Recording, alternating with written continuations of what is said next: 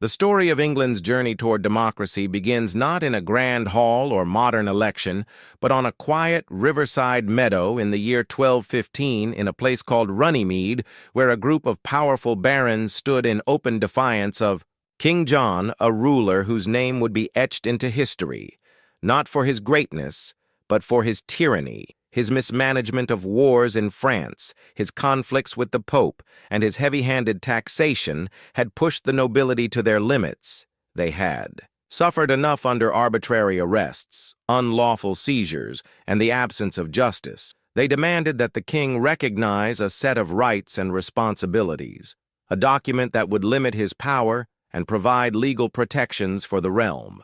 The result was the Magna Carta, also known as the Great Charter, a parchment of 63 clauses that would forever alter the relationship between the ruler and the ruled, though originally meant to serve the interests of the feudal elite. It planted the seeds of constitutional government and the principle that no one, not even the king, is above the law. Its impact rippled far beyond the intentions of its authors. When King John affixed his royal seal to the Magna Carta, he did so under pressure. It was not an act of goodwill, but of survival. Yet this reluctant agreement marked a historic moment. The Magna Carta guaranteed the protection of church rights, protection from illegal imprisonment, swift justice, and limitations on feudal payments to the crown. It was the first time in English history that a king was forced to accept that his power was not absolute, although Pope Innocent III annulled the charter just months later, triggering the First Barons' War. The charter would be reissued several times in the coming decades, with modifications and reaffirmations becoming a symbol of resistance to tyranny and a touchstone for future constitutional movements. As the 13th century progressed, England saw a slow transformation in its political landscape. The reign of King Henry III witnessed a return to royal authority, but also rising dissatisfaction among the barons and the wider public, who sought more consistent application of the charter's principles. This discontent culminated in the Provisions of Oxford in 1258, a series of reforms that created a council of barons to advise the king and oversee government administration. Although short-lived, these provisions were a crucial step toward parliamentary governance. They demonstrated a growing belief that the monarch should be accountable not only to God, but to his people. By the time Edward I came to power in 1272, the concept of parliament was beginning to take shape in a more recognizable form. He summoned what came to be known as the Model Parliament in 1295, an assembly that included nobles, clergy, knights, and burgesses, representing towns. It was a pragmatic move aimed at securing support for his wars and taxation, but it had long-term consequences. This inclusion of commoners, even if limited, signaled an early attempt at representation and consultation.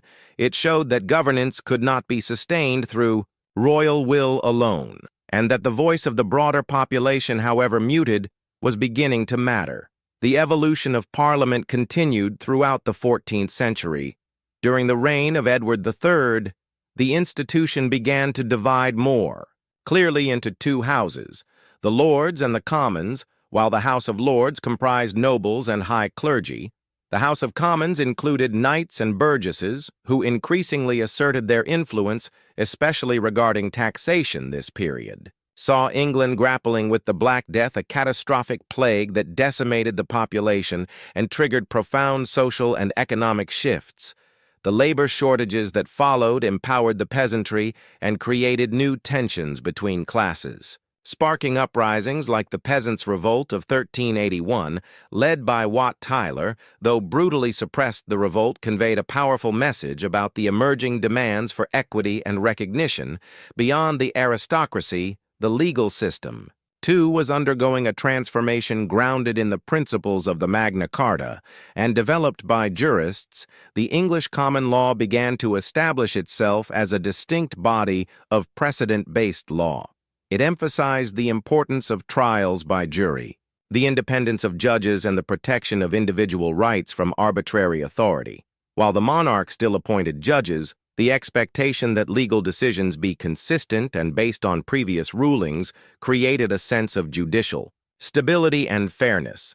The courts were slowly becoming a third force in governance alongside the monarchy and parliament. Despite these advances, the monarchy still wielded significant control. England was not yet a democracy in the modern sense, but it was moving away from autocracy. Power was being shared, redistributed, and debated. The royal court could no longer operate entirely in secrecy, nor impose its will without pushback. Each crisis, each conflict, each confrontation with Parliament chipped away at the edifice of divine right rule and built the foundations of accountable governance. By the end of the 14th century, the idea that the monarch had a duty to consult and cooperate with his subjects was no longer radical. It was expected even if inconsistently applied. The institutional roots of constitutional government were being laid not in grand revolutions, but in incremental change through documents, court cases, assemblies, and persistent struggle between rulers. And the ruled what began as a desperate negotiation between a weak king and rebellious barons had become a tradition of dialogue law and evolving rights.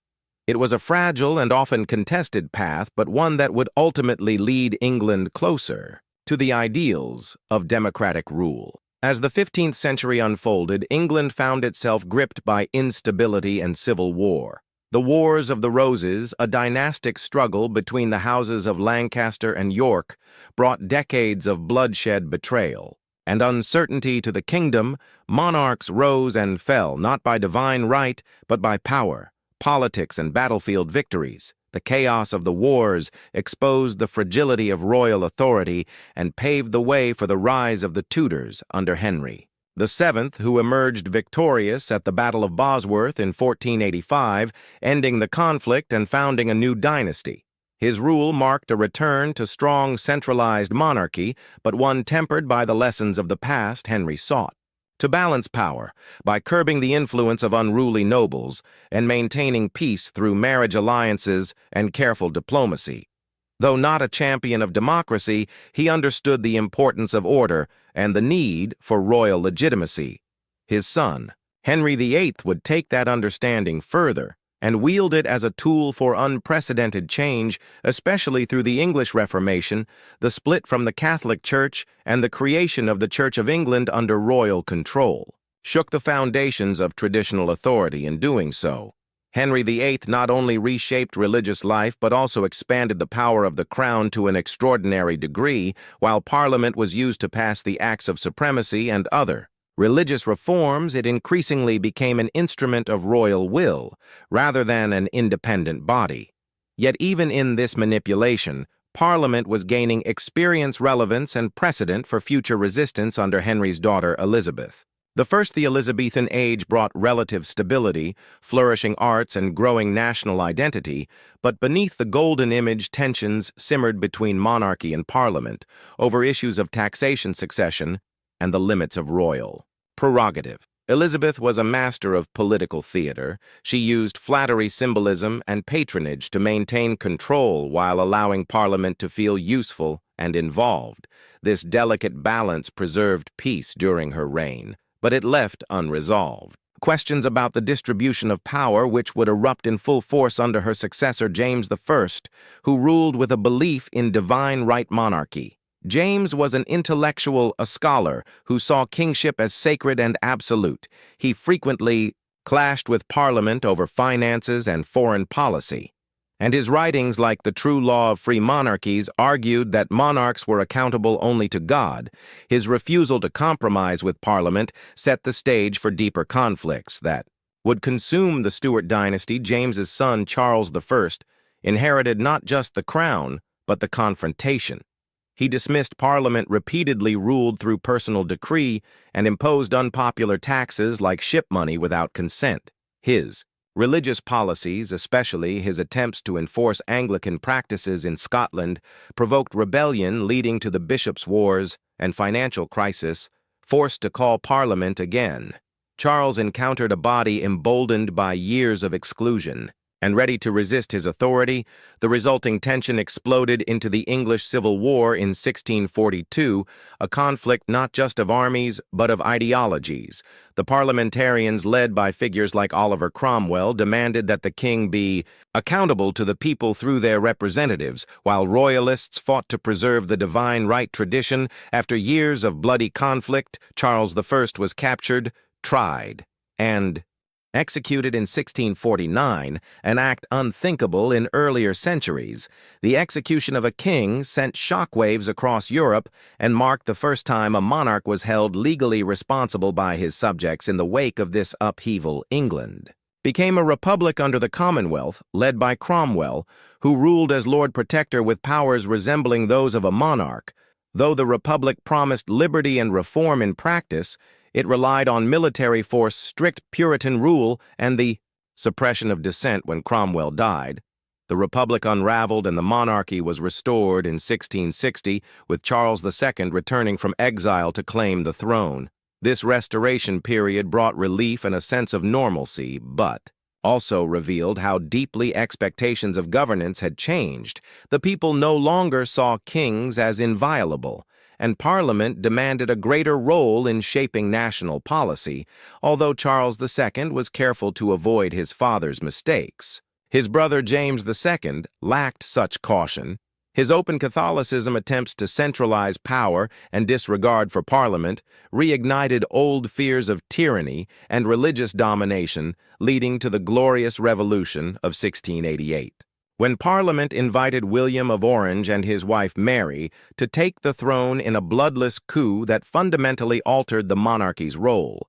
The Bill of Rights of 1689 enshrined the supremacy of Parliament over the crown, barred Catholics from the throne, and established key liberties like regular elections and freedom from cruel punishment.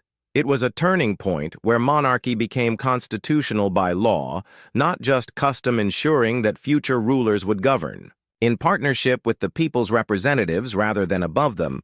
This new order marked a decisive step toward democracy. Although limited in who it served, it laid the foundation for future reforms by embedding principles of accountability, balance, and legal constraint into the very fabric of English governance. The Glorious Revolution may have settled the question of who holds ultimate authority in principle, but in practice, the 18th century would test and shape the evolving relationship between monarchy, Parliament, and the people. England, now a constitutional monarchy, continued to refine its governance structure through law, debate, and gradual expansion of rights. The Act of Settlement in 1701 ensured Protestant succession and further strengthened the role of Parliament in determining royal legitimacy as the Hanoverian dynasty began with George I. In 1714, a new political era emerged, one defined not by royal ambition, but by ministerial government and party politics. George I spoke little English and had little interest in daily governance, which allowed his ministers, especially Robert Walpole, to consolidate power in Parliament and establish the office of Prime Minister.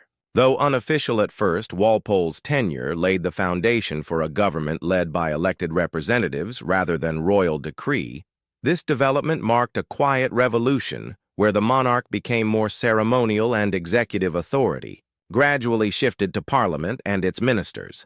Despite these changes, political participation remained limited. Voting was restricted to land-owning men, and widespread corruption, including patronage, bribery, and rotten boroughs, undermined democratic ideals. Yet the principle of representative government was taking root. Literacy rates were rising, newspapers and pamphlets spread, political awareness, and the public began to engage more actively with issues of governance. Social movements began to emerge, advocating for reform, transparency, and accountability.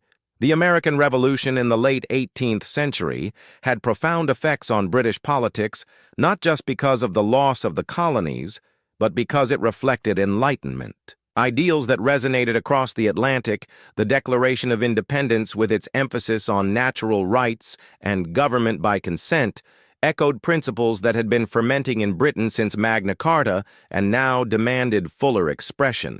At home, calls for reform grew louder, especially after the French Revolution, which terrified the British elite, but inspired radical thinkers and working-class movements like the London Corresponding Society and other reform clubs who campaigned for universal male suffrage secret ballots and equal representation in Parliament.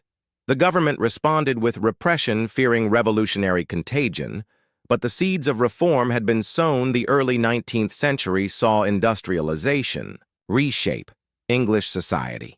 Urbanization brought millions into cities, transformed labor, and created new class dynamics that traditional political structures could no longer ignore.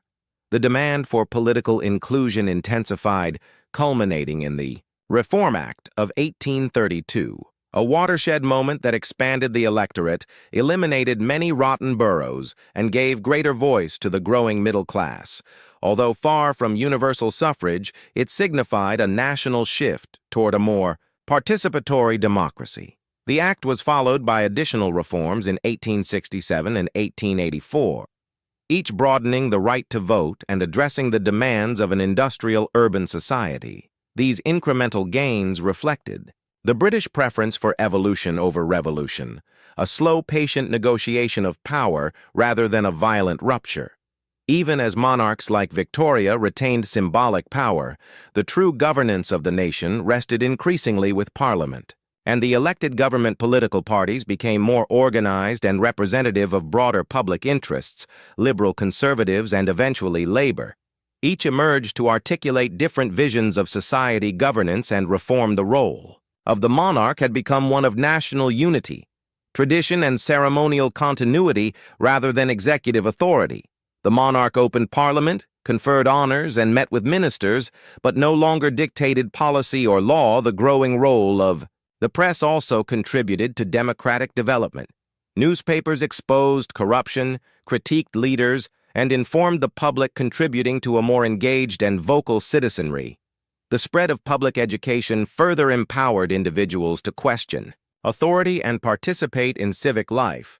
By the close of the 19th century, England had transformed from a feudal monarchy to a constitutional state with a representative parliament, legal protections, and a monarch whose power was defined by law, not divine right. The spirit of the Magna Carta, the assertion that even kings must obey laws, now lived in a nation where governance depended on public confidence, regular elections, and accountable institutions. As the 20th century dawned, England stood on the threshold of a new democratic age. The momentum of reform, fueled by social movements, industrial growth, and global change, pushed the boundaries of political inclusion to unprecedented levels. The early decades of the century were marked by both progress and turmoil. The suffrage movement, led by women who had long been excluded from the political process, gained strength through organized campaigns, public protests, and civil disobedience. Figures like Emmeline Pankhurst and the suffragettes brought national attention to the cause, and despite arrests, hunger strikes, and opposition, their voices could no longer be ignored after years of struggle. Parliament passed limited suffrage rights for women in 1918. Granting voting rights to women over 30 who met property qualifications. This marked a pivotal moment and was followed by full equal suffrage in 1928, when women were granted the right to vote on the same terms as men. This period also saw reforms that expanded access to education, improved labor rights, and strengthened public health, laying the foundation for a more informed and engaged electorate. The First World War deeply impacted English society, exposing class inequalities and changing the role of the state in everyday life. The war effort had required coordination, sacrifice, and participation from all levels of society, and in return, the public demanded a greater say in governance. The interwar years brought economic hardship, political instability, and the rise of new parties representing the working class. The Labour Party emerged as a major force, challenging the dominance of the conservatives and liberals and advocating for social justice, public welfare, and workers' rights. The democratic process was becoming more competitive, more representative, and more reflective of the nation's diversity. The monarchy adapted to these changes by embracing a more symbolic role, emphasizing national unity, service, and continuity. King George V, and later King George VI, projected stability during times of crisis while distancing themselves from direct political influence, the abdication of Edward VIII in 1936. Over his desire to marry a divorced American woman highlighted the tension between royal tradition and public expectation, and ultimately reinforced the idea that the monarch must serve within the constraints of constitutional duty. The Second World War further transformed British society as the shared hardship of bombings, evacuations, and rationing created a sense of collective identity and resolve. Following the war, the Labour government under Clement Attlee launched a wave of reforms that reshaped the relationship between citizens and the state, including the creation of the National Health Service, nationalization of key industries, and expansion of Social Security. These measures reflected a new vision of democracy, one that extended beyond political rights to include economic and social rights as well. The post-war era also brought decolonization and the end of the British Empire, requiring the nation to redefine its identity and global role during Queen Elizabeth II's long reign, which began in 1952. The monarchy became a steady presence amidst rapid cultural and political change as society became more inclusive and egalitarian. Parliament passed laws that promoted civil rights, abolished the death penalty, decriminalized homosexuality, and advanced gender equality. While voter turnout fluctuated and public trust in politicians sometimes wavered, the institutions of democracy remained resilient, adapting to new challenges and technologies. The rise of television, mass media, and later the internet changed how politics was conducted and consumed, requiring greater transparency, communication, and responsiveness from elected officials. As the century closed, England had evolved into a mature, parliamentary democracy with universal suffrage, rule of law, independent judiciary, and a constitutional monarchy that symbolized tradition while remaining subject to the will of the people through their elected representatives. Entering the 21st century, England's democratic journey continued to evolve, shaped by globalization, political reform, cultural shifts, and an increasingly connected world. While the monarchy remained an enduring institution, its role was now entirely ceremonial, with real political power residing in Parliament and the government formed by the party commanding a majority in the House of Commons. Debates around devolution gained traction, resulting in the establishment of the Scottish Parliament, the Welsh Senedd, and the Northern Ireland Assembly in 1999, granting regions greater self-governance and bringing government closer to the people in their communities. This new structure recognized the diverse identities within the United Kingdom while maintaining unity at the national level. Reforms like the Human Rights Act of 1998 incorporated the European Convention on Human Rights into domestic law, strengthening individual protections and judicial oversight of government actions. The Freedom of Information Act of 2000 allowed citizens greater access to public records, enhancing transparency and accountability in governance. Political engagement took new forms as technology revolutionized communication, enabling people to organize, campaign, and voice concerns through social media, blogs, and independent platforms. Though this digital transformation increased participation, it also introduced challenges such as misinformation, polarization, and threats to electoral integrity. Political scandals, expenses, controversies, and declining trust in traditional parties prompted discussions about electoral reform, with proposals for proportional representation gaining support from various quarters. Younger generations, driven by concerns over climate change, education, housing, and inequality, pushed for a more responsive, inclusive, and forward-thinking political system. Debates over the role of the House of Lords, electoral boundaries, and voting age continued to shape the conversation about democratic renewal. The Brexit referendum in 2016 marked one of the most significant political events of the era, revealing deep divisions within the country over national identity, sovereignty, and globalization. The decision to leave the European Union triggered intense public debate, parliamentary deadlock, and a re-evaluation of Britain's role in the world. Despite the turbulence, it reaffirmed the power of the electorate to shape national policy through direct vote and parliamentary processes throughout these changes, the monarchy under Queen Elizabeth II and later under King Charles III served as a symbol of continuity, tradition, and national unity while adapting to the expectations of a modern public. The royal family's involvement in charitable work, national events, and cultural diplomacy underscored their evolving role as figureheads in a democratic society. In schools, civic education became more prominent, encouraging young citizens to understand their rights, responsibilities, and the mechanisms of government efforts to increase voter registration, expand political access for marginalized communities, and modernize institutions underscored an ongoing commitment to the principles first articulated in the Magna Carta 8 centuries earlier. By the close of the second decade of the 21st century, England stood as a constitutional democracy grounded in the rule of law, representative institutions, public accountability, and an enduring commitment to liberty.